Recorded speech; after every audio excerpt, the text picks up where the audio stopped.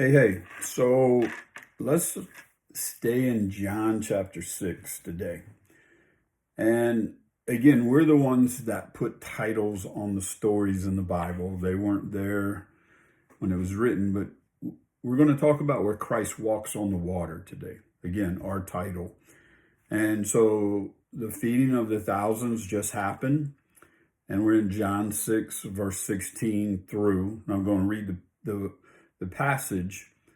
But a couple of things to pay attention to is this moment is just for the apostles. Like, this is not like the feeding of the thousands. We're not at a wedding. We're not where the paralytic is healed. It's just for them. Like, something big is for them. It's not a public thing. It's not for the masses. Some things that God's doing in our life are not for Facebook posts. Sometimes God's just doing something and it's just for you. It just has deep, significant meaning just for you. So John 6:16. When evening came, Jesus' disciples went down to the Sea of Galilee. They got into a boat headed across the lake toward Capernaum. I'll tell you now, that's about a 6-mile journey via boat. And it was dark, is what it says. Jesus had not yet joined them. A strong wind was blowing. It's not and wasn't uncommon for storms to happen in the evening, in the night, the Sea of Galilee. So this is not the surprise. They had rowed about 3 or 4 miles, so roughly halfway, maybe a little past. I don't know if you've ever used a rower at a gym.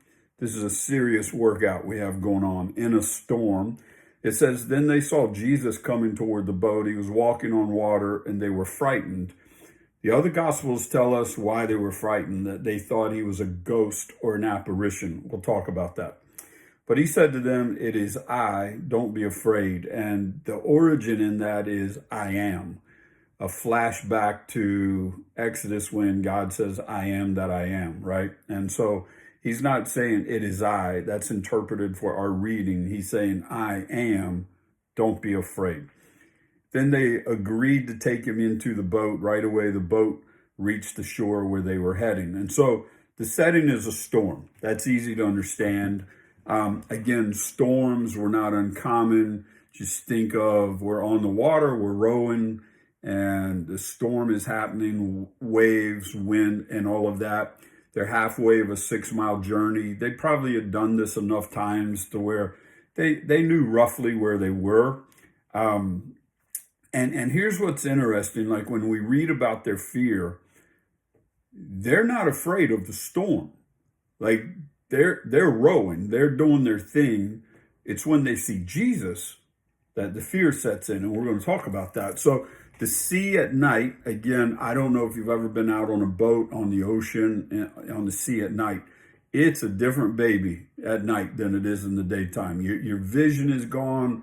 You can't see very far. And when a storm sets in, man, it's intense. Like, I grew up fishing on the bay here, Virginia Beach area, and we got caught in a few storms, and we got caught in a few storms at night.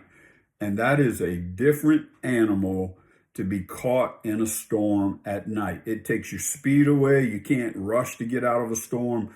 You like I won't get into it, don't have time, but I literally had a prayer one night. I thought our bilge pump had failed. The waves were coming over. It was filling up with water faster than we could get rid of it.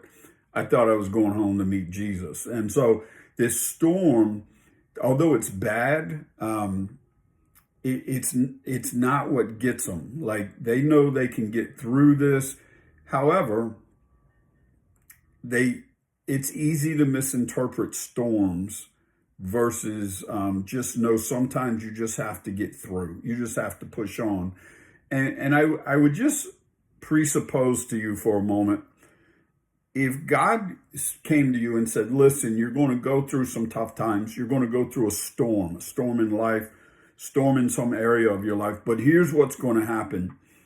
You're going to meet me. You're going to meet Christ in a way. You're going to see him in a way you never have before, but it has to happen in the storm. Do you accept? And I would imagine if God would frame storms up like that in our life, like, storms coming, but you're going to know me in a way you've never known before, it would change the way we do storms.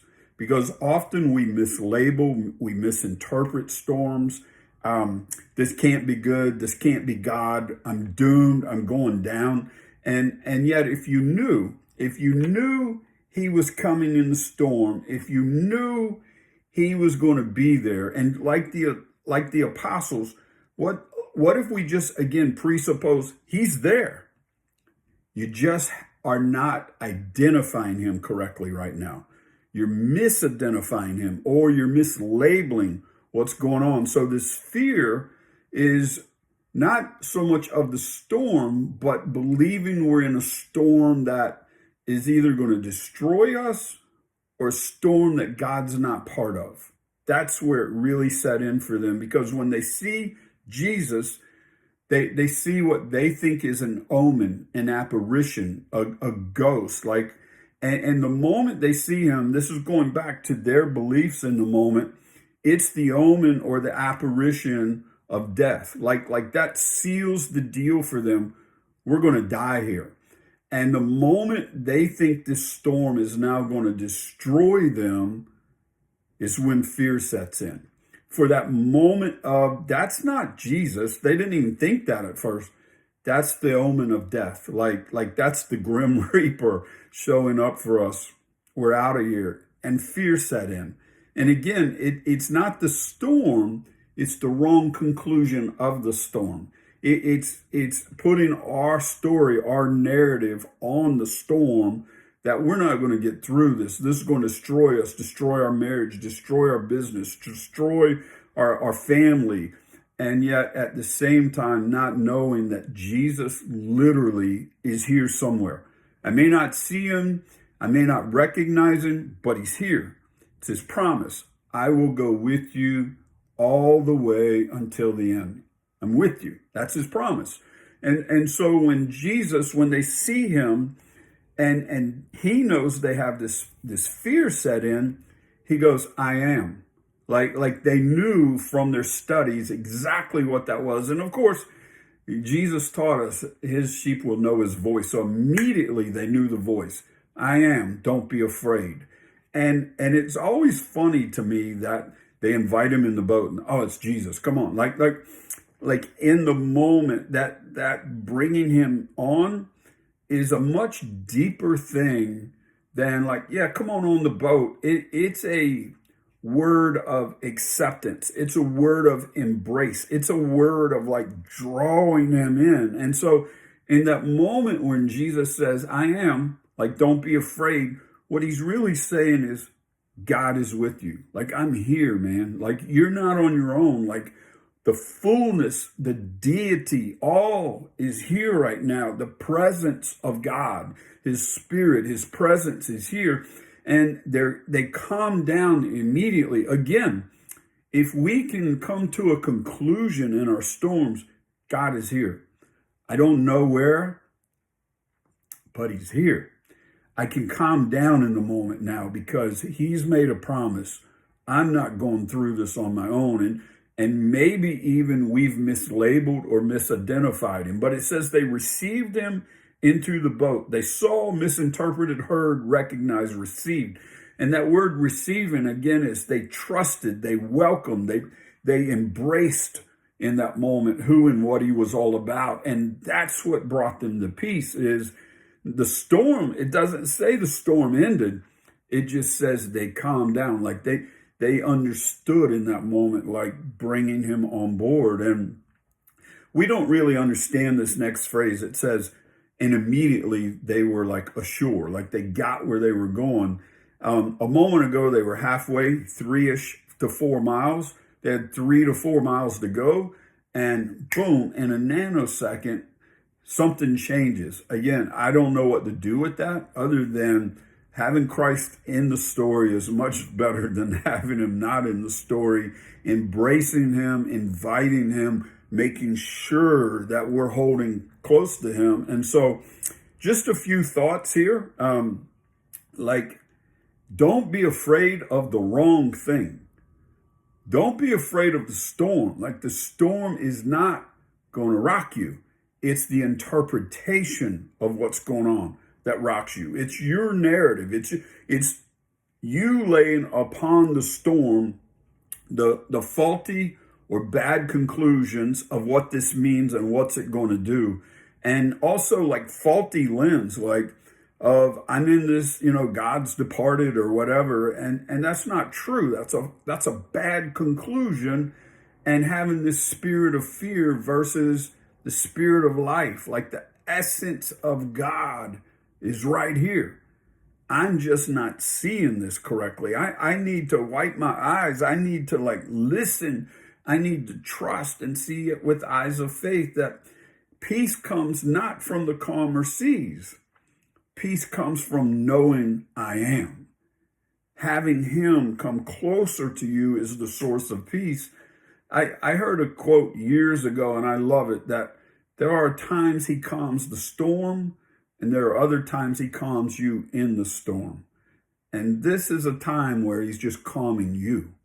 Storm may keep going. He may somehow supernaturally spring us forward. I don't know what that means. I don't know what to do with it.